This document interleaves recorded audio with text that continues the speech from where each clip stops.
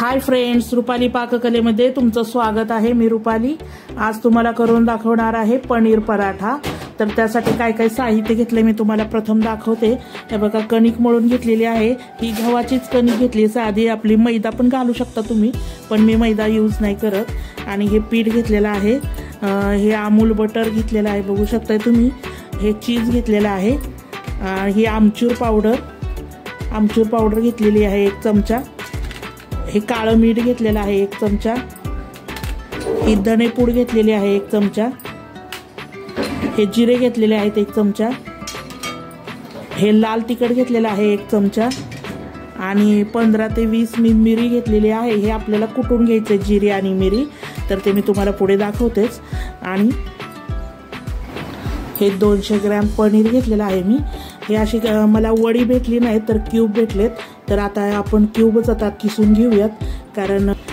आणि मस्त कोथिंबीर आणि एक बारीक कांदा चिरून घेतलेला आहे। तर हे साहित्य आपल्याला आता पनीर मध्ये घालायचं आहे। मध्ये मी या किसणीने पनीर किसणार आहे, बघू शकता तुम्ही। मोठ्या साईजने किसायचं म्हणजे फार लगदा होत नाही पनीरचा। तर आता आपण हे पनीर किसून घेऊयात।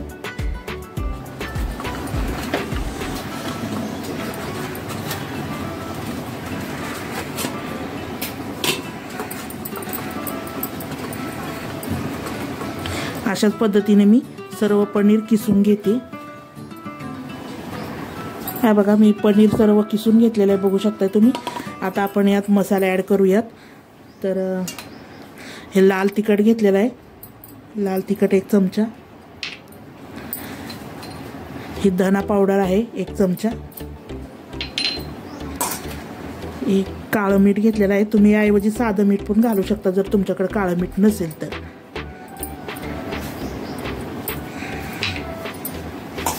ही आमचूर पावडर घेतलेली आहे, याऐवजी तुम्ही चाट मसाला पण घालू शकता जर तुमच्याकडे चाट मसाला असेल तर।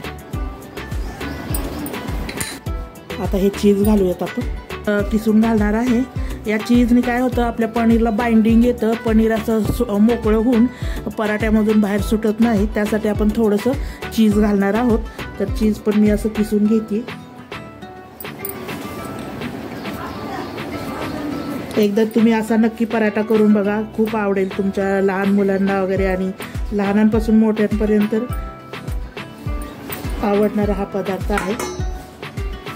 आता आपण हे मिरी घेतलेली, मिरी आणि जिरे आपण खलबत्त्यामध्ये कुटून घेणार आहोत। तर मी खलबत्ता घेते,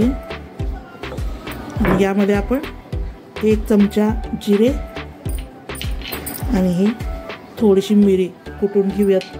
आपल्याला फाईन पावडर नाही करायची, थोडंसं दरदर ठेवायचं आहे।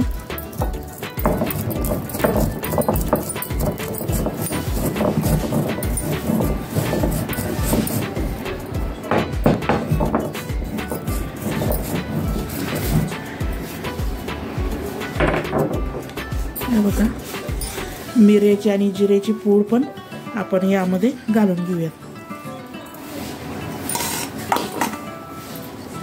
असला ही कोथिंबीर, भरपूर सारी कोथिंबीर, आणि बारीक चिरून घेतलेला कांदा घालून घ्यायचा आहे। कांदा अगोदर का नाही घातला, कारण आपल्या कांद्याला पाणी सुटतं आणि मग आपलं स्टफिंग आतलं पनीरचं ओलं होऊन आपला पराठा फाटण्याची शक्यता असते, म्हणून आपण कांदा लास्टला घालणार आहोत। ओवा पण घालायचा, असा चिमूटभर क्रश करून घालायचा असा ओवा। मी मगाशी साहित्यात सांगायला विसरले, ओवा घालायची थोडीशी, त्याने आपल्या पनीरला छान कलर येतो। हे आता मिक्स करून घेऊयात। झालं तर आपला पराठा फाटतो, म्हणून शक्यतो लास्टला कांदा घालायचा, कांदा घालून ठेवायचा नाही लवकरच। तर आपलं हे स्टफिंग आता तयार आहे, बघू शकता। मस्त असं स्टफिंग तयार आहे आणि आपली कणिकसुद्धा तयार आहे, मळून घेतलेली आहे। तर आता आपण पराठे लाटून घेऊयात। मस्त असा उंडा घ्यायचा, बघू शकता, आणि पिठामध्ये डीप करून आपण सेम पुरणाला कसा उंडा तयार करतो त्या टाईप असं करून घ्यायचा उंडा, बघू शकताय तुम्ही। असं स्टफिंग भरून घ्यायचं पूर्ण व्यवस्थित असं टम्म बघ.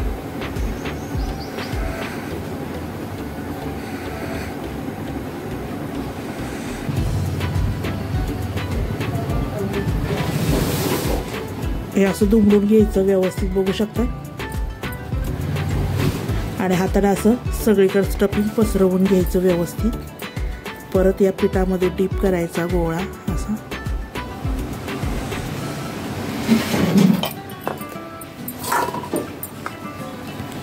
आणि हाताने थोडंसं असं प्रेस केलं की आपलं सारण सगळीकडे जातं. बाहेर हाताने व्यवस्थित असं लाटून घ्यायचा पराठा.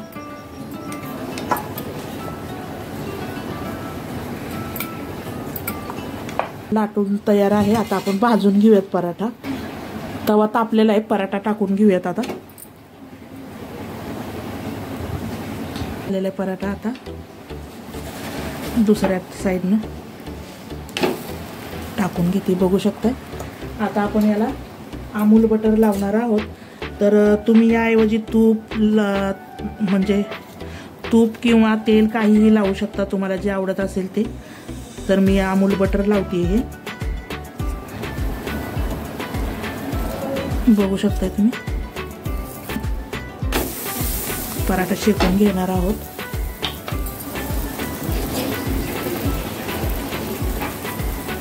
दुसऱ्या साईडने पण मी असंच अमूल बटर लावून घेते. हे तर आपला पराठा शेकून झालेला आहे. अशाच पद्धतीने मी दुसरा अजून एक पराठा बनवून घेते. बघा मी दुसराही पराठा असाच भाजून घेतली. तर याला आपण बटर लावून घेऊयात. तुम्ही बटरच्या ऐवजी तूप तेल काहीही लावू शकता. बटरच लावलं पाहिजे असं काही नाहीये.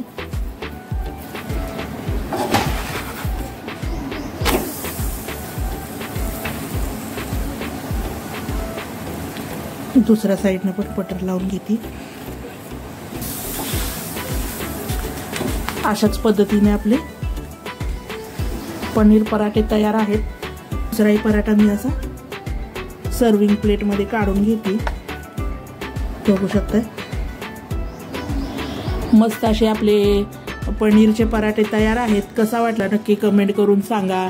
माझ्या व्हिडिओला लाईक करा, शेअर करा, माझ्या चॅनलला सबस्क्राईब करा रुपाली पाककलेला आणि बेल आयकॉनही दाबा. म्हणजे असेच नवनवीन रेसिपीचे नोटिफिकेशन तुम्हाला मिळेल आणि मला प्रेरणा मिळेल नवनवीन रेसिपी बनवण्यासाठी. आणि हा पराठा तुम्ही दह्यासोबत शेअर करू शकता, खाऊ शकता.